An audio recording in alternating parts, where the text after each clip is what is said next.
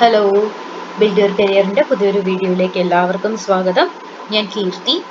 RRB exams അടുത്തുകൊണ്ടിരിക്കുകയാണ്. അപ്പോൾ നമ്മൾ നമ്മുടെ ഇൻറ്റൻസ് കോച്ചിങ് സീരീസ് ഒക്കെ സ്റ്റാർട്ട് ചെയ്തിട്ടുണ്ട്. 90 ഡേയ്സ് സ്റ്റഡി പ്ലാൻ നല്ല രീതിയിൽ മുന്നോട്ട് പോകുന്നുണ്ട്. അതിൻ്റെ കൂടെ തന്നെ നമ്മൾ 20 ഡേയ്സ് സീരീസിൽ ഓരോ വീഡിയോസ് ആയിട്ട് നമ്മൾ കവർ ചെയ്ത് വരുന്നുണ്ട്. അപ്പോൾ ഇന്ന് നമ്മൾ ഓൾറെഡി നമ്മൾ ബയോളജി കെമിസ്ട്രി ഡിസ്കസ് ചെയ്തിട്ടുണ്ട്. ഇന്ന് നമ്മൾ ഫിസിക്സിലെ 50 ഇമ്പോർട്ടൻ്റ് ആയിട്ടുള്ള കാര്യങ്ങളാണ്. ഇമ്പോർട്ടൻ്റ് ആയിട്ടുള്ള കാര്യങ്ങൾ എന്ന് പറയുമ്പോൾ നമ്മൾ ഇവിടെ ഫോക്കസ് ചെയ്തിരിക്കുന്നത് മുൻ വർഷങ്ങളിൽ റിപ്പീറ്റായി ചോദിച്ചിട്ട് വന്നിട്ടുള്ള കുറേ വർഷങ്ങളായിട്ട് റിപ്പീറ്റ് ചെയ്ത് ചോദിച്ചിട്ട് വന്നിട്ടുള്ള ക്വസ്റ്റ്യൻസ് ഒക്കെയാണ് നമ്മൾ ഇവിടെ ഡിസ്കസ് ചെയ്യുന്നത്. അപ്പൊ ഇതുപോലെ തന്നെ വരുമോ എന്ന് ചോദിച്ചാൽ ഇതുപോലെ തന്നെ വരും എന്നല്ല, പക്ഷെ ഇതുമായി ബന്ധപ്പെട്ട് കിടക്കുന്ന, അതായത് ആ സെയിം ആ ക്വസ്റ്റ്യനിൽ നിന്ന് തന്നെ അങ്ങോട്ടും ഇങ്ങോട്ടും ട്വിസ്റ്റ് ചെയ്തിട്ടായിരിക്കും ക്വസ്റ്റ്യൻസ് വരാറുള്ളത്. അപ്പൊ നമ്മൾ കുറേ വർഷമായിട്ട് വരുന്ന പാറ്റേൺ ഒക്കെ നോക്കി പഠിച്ചിട്ടാണ് നമ്മൾ ഈ ഒരു വീഡിയോ പ്രിപ്പയർ ചെയ്തിരിക്കുന്നത്. അപ്പൊ ഈ വീഡിയോ ആദ്യമായിട്ട് കാണുന്നവരാണെന്നുണ്ടെങ്കിൽ നമ്മളെ ഒന്ന് സപ്പോർട്ട് ചെയ്യുക, ലൈക്ക് ചെയ്യുക, സബ്സ്ക്രൈബ് ചെയ്യുക. ഇതുപോലെ ഈ വീഡിയോസ് യൂസ്ഫുൾ ആവും എന്ന് തോന്നുന്നവർക്ക് ഇതൊന്ന് ഷെയർ ചെയ്തിട്ട് കൂടെ ഹെൽപ്പ് ചെയ്യാം. ഓക്കെ, അപ്പൊ നമുക്ക് ഇന്നത്തെ വീഡിയോയിലേക്ക് കിടക്കാം. Which instrument AIDS in the detection of heart beat? Heart beat detect ചെയ്യാൻ നമ്മൾ ഏത് ഇൻസ്ട്രുമെന്റ് ആണ് യൂസ് ചെയ്യുക? സ്റ്റെതസ്കോപ്പ് ആണല്ലേ, അത് നമുക്ക് അറിയാം അല്ലെ. സ്റ്റെതസ്കോപ്പ് ഡോക്ടേഴ്സ് യൂസ് ചെയ്യണ stethoscope. From which device is the electric current measured? Electric current measure ചെയ്യണത് അമ്മീറ്റർ യൂസ് ചെയ്തിട്ടാണ്. സൂര്യനെ കാണാൻ നമ്മൾ ഏത് ഡിവൈസ് ആണ് യൂസ് ചെയ്യുക? ഹീലിയോസ്കോപ്പ് ആണ് യൂസ് ചെയ്യുക.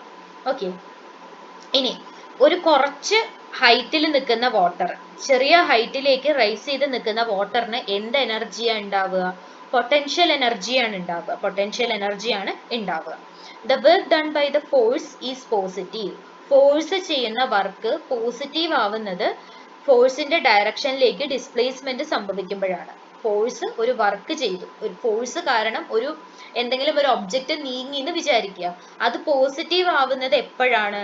നമ്മളിപ്പോ ജസ്റ്റ് ഒരു കാര്യം പറയാം, നമ്മൾ ഒരു മേശ തള്ളുകയാണ്. മേശ തള്ളുമ്പോൾ നമ്മൾ ഫോഴ്സ് അപ്ലൈ ചെയ്യാണ്. മേശ ഫോഴ്സ് നമ്മൾ കൊടുത്ത സ്ഥലത്തേക്ക്, അതായത് മുന്നോട്ട് നീങ്ങി കഴിഞ്ഞാൽ നമ്മൾ ചെയ്ത വർക്ക് എന്താണ്? പോസിറ്റീവ് ആണെന്ന് പറയാം. ഫോഴ്സ് പോസിറ്റീവ് ആണെന്ന് പറയാം. അതേസമയം നമ്മൾ ഫ്രണ്ടിലേക്ക് ഫോഴ്സ് കൊടുക്കുമ്പോൾ മേശ പുറകിലോട്ട് വന്നു കഴിഞ്ഞാൽ അവിടെ എന്തായി?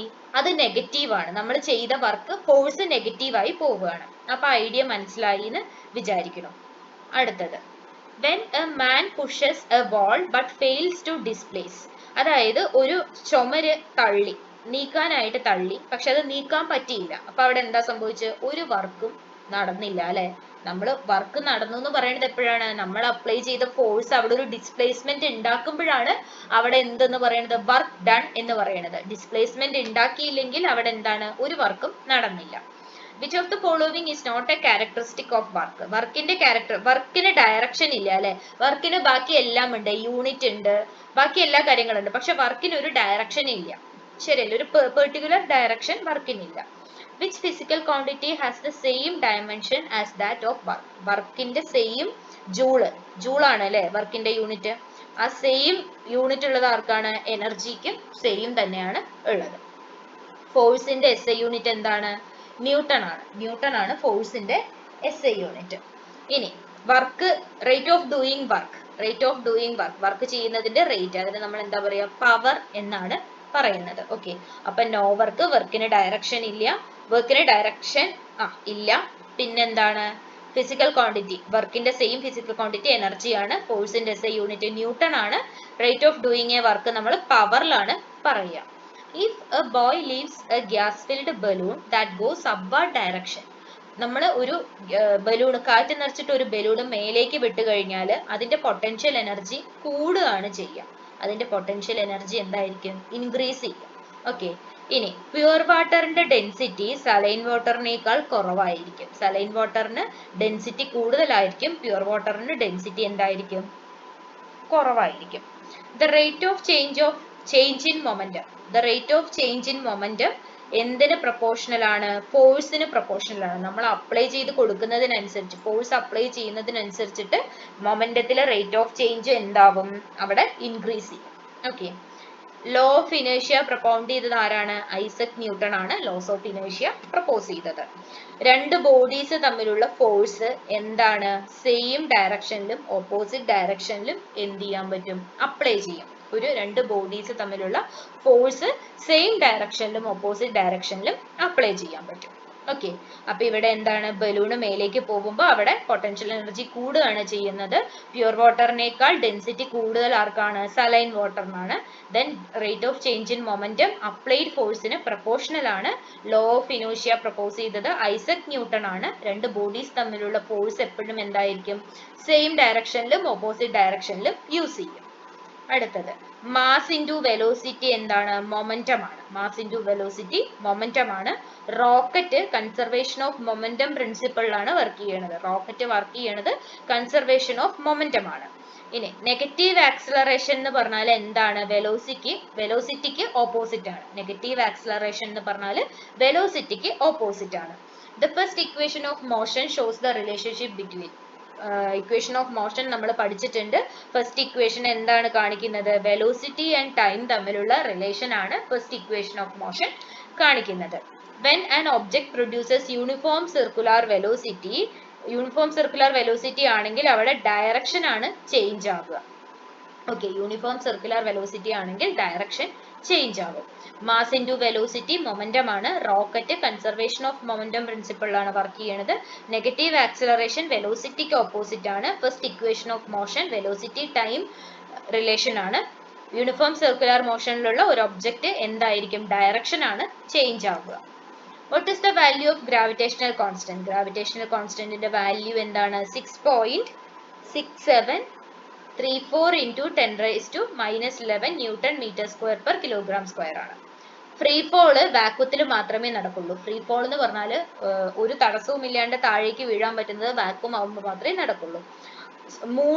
മൂണ് എർത്തിന് ചുറ്റും പോകുന്നത് ഗ്രാവിറ്റേഷണൽ ഫോഴ്സ് ആണ്. ഓക്കെ, എർത്തിന് ചുറ്റും മൂണിന്റെ മൂവ്മെന്റ് ഉണ്ട് അല്ലെ, ആ മൂവ്മെന്റ് നടക്കുന്നത് ബിക്കോസ് ഓഫ് ഗ്രാവിറ്റേഷണൽ ഫോഴ്സ് ആണ്.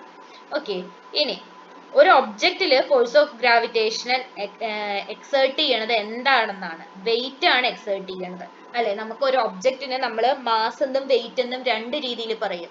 വെയിറ്റ് എന്ന് പറഞ്ഞാൽ എന്താണ്, ഇൻക്ലൂഡിങ് ഗ്രാവിറ്റേഷണൽ ഫോഴ്സ് ആണ് ഒരു ബോഡിയുടെ വെയിറ്റ് എന്ന് പറയുന്നത്. മാസ് എന്ന് പറഞ്ഞാൽ നമ്മുടെ ബോഡി മാത്രം ഉള്ളത്, വെയിറ്റ് എന്ന് പറഞ്ഞാൽ ഇൻക്ലൂഡിങ് ഗ്രാവിറ്റേഷണൽ ഫോഴ്സ് ആണ്. ഓക്കെ, ഇനി ആർക്കിമിഡിസ് പ്രിൻസിപ്പിളിനെ ബേസ് ചെയ്ത് പറയാത്തത് എയ്റോപ്ലെയിൻ വിങ്സ് ഡിസൈൻ ചെയ്തിരിക്കുന്നത് ആർക്കിമിഡിസ് പ്രിൻസിപ്പിൾ യൂസ് ചെയ്തിട്ട് അല്ല എന്നാണ് പറയുന്നത്.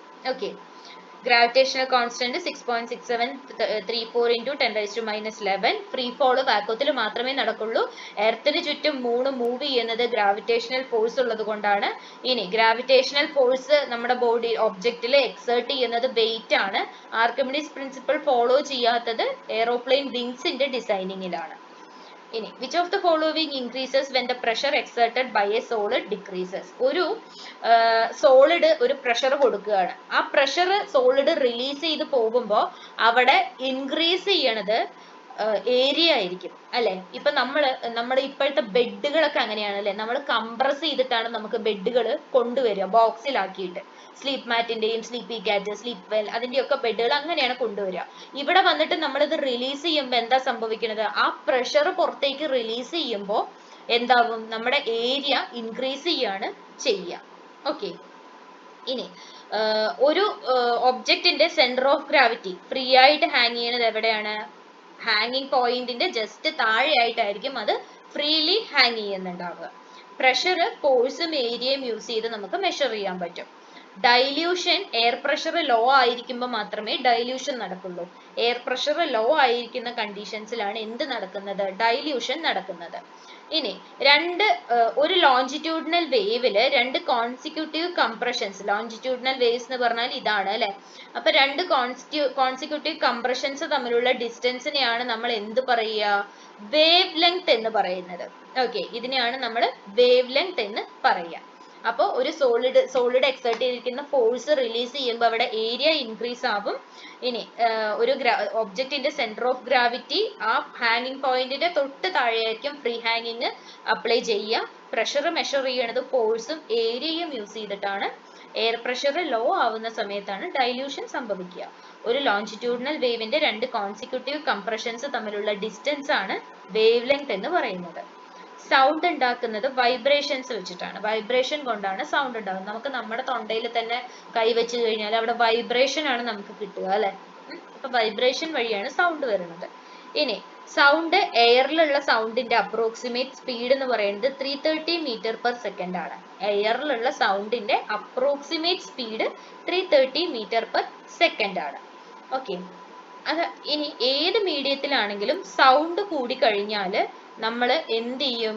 ടെമ്പറേച്ചർ ഇൻക്രീസ് ചെയ്യേണ്ട വരും. ഓക്കെ, ടെമ്പറേച്ചർ കൂടുന്നതിനനുസരിച്ചിട്ട് സൗണ്ടിന്റെ സ്പീഡും കൂടും. ഏത് മീഡിയത്തിലാണെങ്കിലും ടെമ്പറേച്ചർ കൂടുതലാണെങ്കിൽ സൗണ്ടിന്റെ സ്പീഡും എന്തായിരിക്കും? കൂടുതലാവും. ഓക്കെ, ലൈറ്റ് മാക്സിമം സ്പീഡിൽ ട്രാവൽ ചെയ്യുക വാക്വത്തിലാണ് അല്ലെ. വാക്വത്തിൽ കൂടെ പെട്ടെന്ന് ലൈറ്റ് അപ്പുറത്തേക്ക് എത്തും, തടസ്സങ്ങളൊന്നും ഇല്ലാണ്ട്.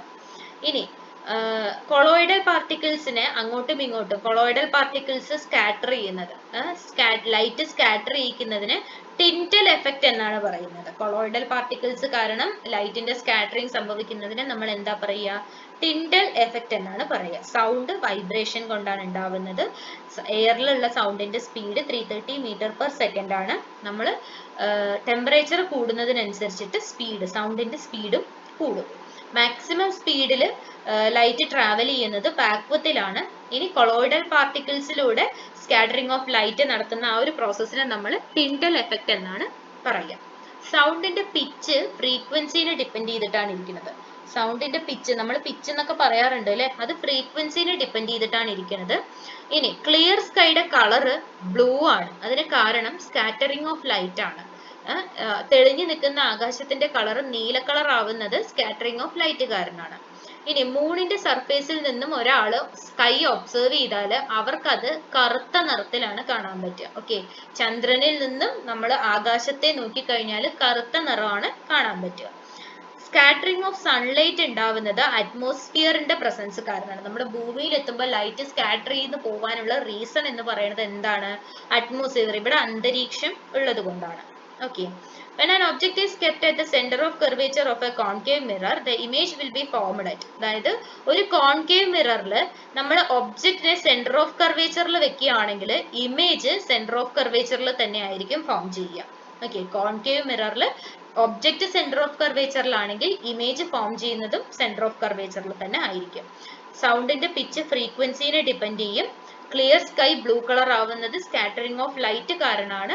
നമ്മൾ മൂണിന്റെ സർഫേസിൽ നിന്നും സ്കൈ നോക്കിക്കഴിഞ്ഞാൽ ബ്ലാക്ക് കളറിലാണ് കാണാൻ പറ്റുക. സ്കാറ്ററിംഗ് ഓഫ് ലൈറ്റ്, സൺലൈറ്റ് ഉണ്ടാവുന്നത് അറ്റ്മോസ്ഫിയറിന്റെ പ്രസൻസ് ഉള്ളത് കൊണ്ടാണ്. കോൺകേവ് മിററിന്റെ സെന്റർ ഓഫ് കർവേച്ചറിൽ ഒരു ഒബ്ജക്റ്റ് വെച്ചാൽ ഇമേജ് ഫോം ചെയ്യുന്നത് സെന്റർ ഓഫ് കർവേച്ചറിൽ തന്നെ ആയിരിക്കും. ഒരു കോൺവെക്സ് മിററിന്റെ ഫോക്കസ്, പ്രിൻസിപ്പൽ ഫോക്കസ് മിററിന്റെ പുറകിലായിട്ടായിരിക്കും ഉണ്ടാവുക. ഓക്കെ, കോൺവെക്സ് മിററിന്റെ പ്രിൻസിപ്പൽ ഫോക്കസ് കാണാൻ പറ്റുന്നത് മിററിന്റെ പുറകിലായിരിക്കും. ഒരു കോൺവെക്സ് മിററിന്റെ ഫോക്കൽ ലെങ്ത് എപ്പോഴും എന്തായിരിക്കും? പോസിറ്റീവ് ആയിരിക്കും. കോൺവെക്സ് മിററിന്റെ ഫോക്കൽ ലെങ്ത് എപ്പോഴും പോസിറ്റീവ് ആയിരിക്കും. സ്പെറിക്കൽ മിറർ എന്ന് പറയുന്ന കൺസെപ്റ്റ് ലൈറ്റിന്റെ റിഫ്ലക്ഷൻ ആണ് അവിടെ യൂസ് ചെയ്യുന്നത്. സ്പെറിക്കൽ മിറർ എന്ന കൺസെപ്റ്റ് വരുന്നത് റിഫ്ലക്ഷൻ ഓഫ് ലൈറ്റ് ആണ്.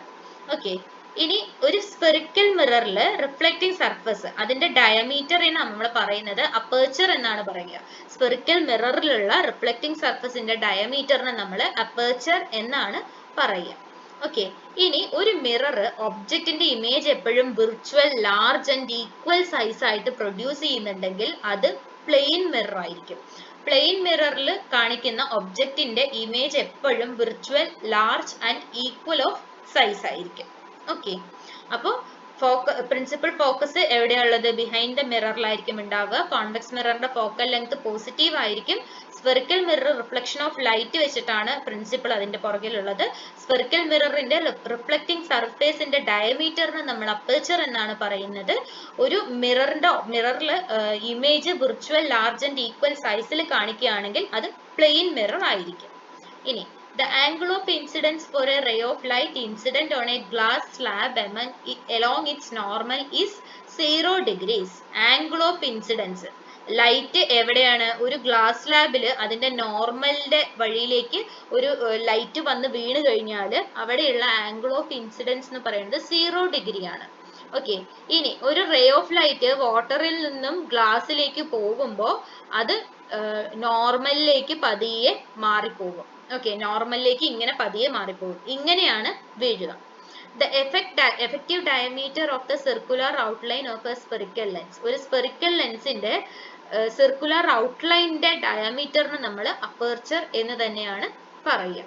ഓക്കെ, ഇനി ലെൻസ് ഉണ്ടാക്കാൻ യൂസ് ചെയ്യാത്തത് സോയിൽ ആണ്, അല്ലാണ്ട് നമ്മൾ ഗ്ലാസ്, പ്ലാസ്റ്റിക് ഒക്കെ നമ്മൾ എന്തിന് യൂസ് ചെയ്യും?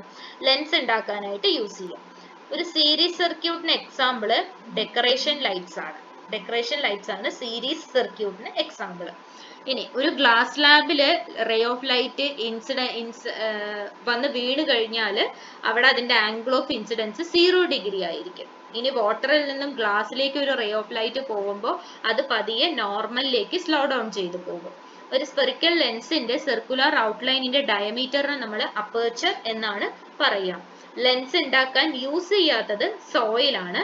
സീരീസ് സർക്യൂട്ടിന് എക്സാമ്പിൾ ഡെക്കറേഷൻ ഓഫ് ലൈറ്റ്സ് ആണ്. ഓക്കെ, അപ്പം ഏറ്റവും ഇമ്പോർട്ടൻ്റ് ആയിട്ട് ഫിസിക്സിൽ നിന്നും വരാൻ ചാൻസ് ഉള്ള ഒരു 50 കാര്യങ്ങളാണ് നമ്മൾ ഇന്ന് ഡിസ്കസ് ചെയ്തത്.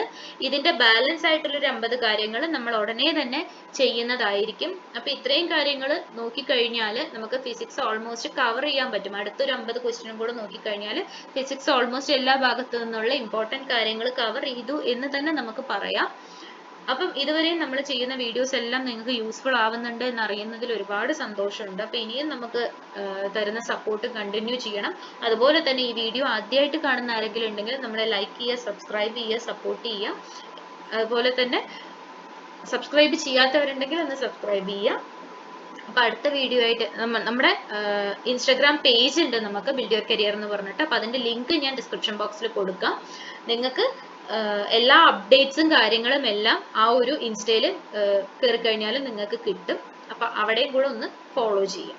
ഓക്കെ, അപ്പൊ അടുത്ത വീഡിയോ ആയിട്ട് കാണുന്നത് വരേക്കും താങ്ക് യു.